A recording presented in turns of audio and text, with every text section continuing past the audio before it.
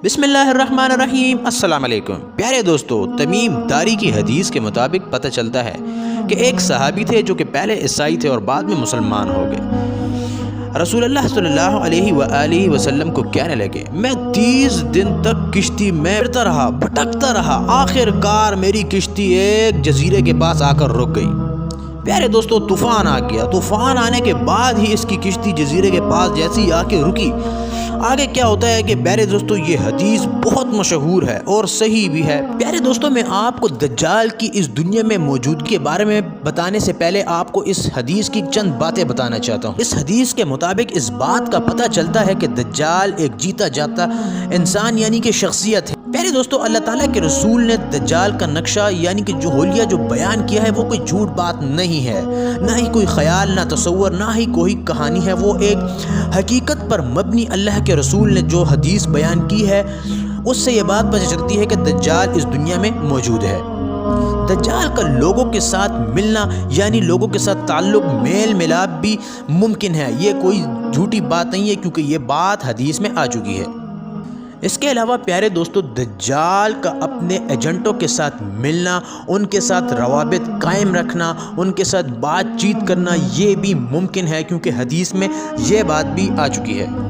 जब किश्ती जजीरे के पास रुकी तो सबसे पहले ये सहाबा क्या देखते हैं कि सामने एक अजीबो गरीब, एक लंबा चौड़ा शख्स खड़ा हुआ है जिसके जिस्म पर बाल ही बाल हैं। इतने ज़्यादा बाल हैं कि प्यारे दोस्तों, अगर जानवर यानी हम किसी रीछ को देख लें, उसके जिस्म पर बाल होते हैं लेकिन उसकी दुम और शक्ल ज़रूर नज़र आती है। लेकिन इस शख्स के ऊपर इतने ज़्यादा इसके जिस्म पर बाल थे, उसका मुंह यानी कि उसका कोई चीज़ नज़र ही नहीं आ रही थी बालों के अलावा।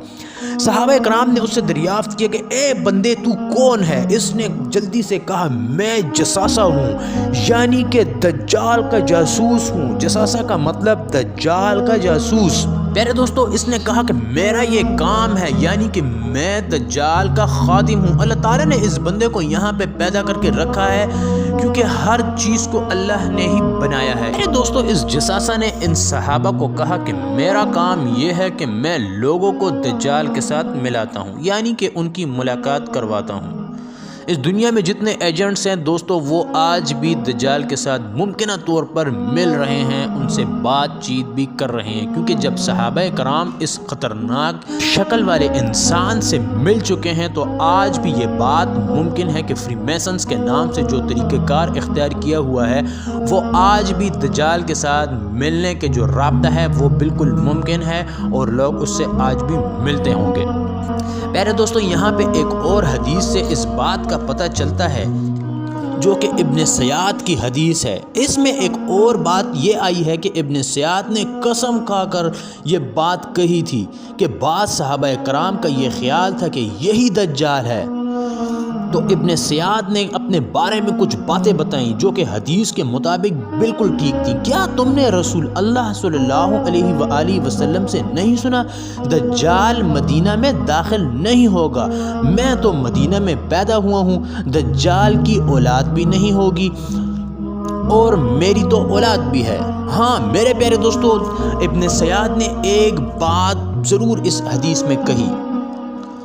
उसने ये फरमाया था कि मुझे पता है कि दज्जाल इस वक्त किस मकाम पर है, उसके बाप कौन है, उसके बाप का नाम क्या है, तमाम की तमाम इन्फॉर्मेशन मुझे इस वक्त पता है। मेरे प्यारे दोस्तों, इस वीडियो को बनाने का मकसद सिर्फ़ और सिर्फ यही था कि जिस दौर में आज हम रह रहे हैं वो दौर बिल्कुल दज्जाली दौर के नज़दीक हो चुका है और दज्जाल के आने में जो निशानियां मुकम्मल हो चुकी हैं यानी कि दज्जाल ने अपने मुंह से 30 सहाबा कराम को जो 3 निशानियां बताई थी वो इंशाल्लाह मैं आपको इससे अगली वीडियो में बताने जा रहा हूँ। प्यारे दोस्तों, इस वीडियो को ज़रूर लाइक करें, अगर आपको अच्छी लगती है तो इस पर कमेंट भी दें और लाइव सर्च चैनल को सब्सक्राइब करना ना भूलिएगा। साथ में बेल आइकन पर ज़रूर क्लिक कीजिएगा ताकि आपको अच्छी से अच्छी वीडियो नोटिफिकेशन के ज़रिए बाआसानी मिल सके। मुझे इजाज़त दीजिएगा, इंशाल्लाह इससे अच्छी वीडियो में आपके सामने हाजिर होता हूँ। जब तक के लिए अल्लाह हाफिज़।